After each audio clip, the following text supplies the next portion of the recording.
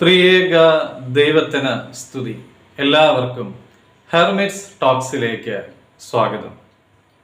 David Livingstone ആഫ്രിക്കയിലെ ഒരു മിഷണറിയായി പ്രവർത്തിക്കുമ്പോൾ അദ്ദേഹം ഒരു ക്ലിനിക്ക് നടത്തിയിരുന്നു.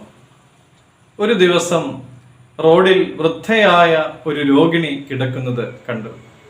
അദ്ദേഹം അവളെ എടുത്തുകൊണ്ടുവന്ന് ക്ലിനിക്കിൽ ശുശ്രൂഷിച്ചു.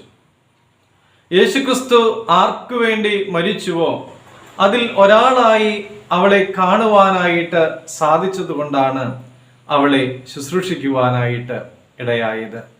തങ്കത്തെക്കാളും വജ്രത്തെക്കാളും വിലയേറിയ ആത്മാവിനെ അവളിൽ ലിവിങ്സ്റ്റൺ കാണുകയാണ്. നമ്മുടെ ഇടയിലാകട്ടെ വൃദ്ധമന്ദിരങ്ങൾ നിറയുന്നു.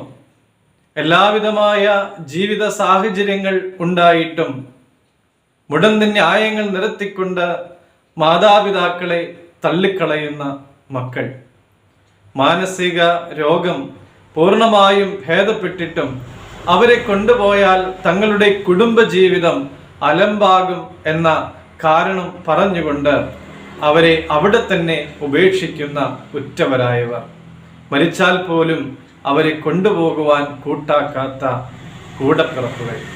എല്ലാത്തിൻ്റെയും കാരണം വെറുപ്പും സ്വാർത്ഥതയുമാണ്, സ്നേഹമില്ലായ്മയാണ്.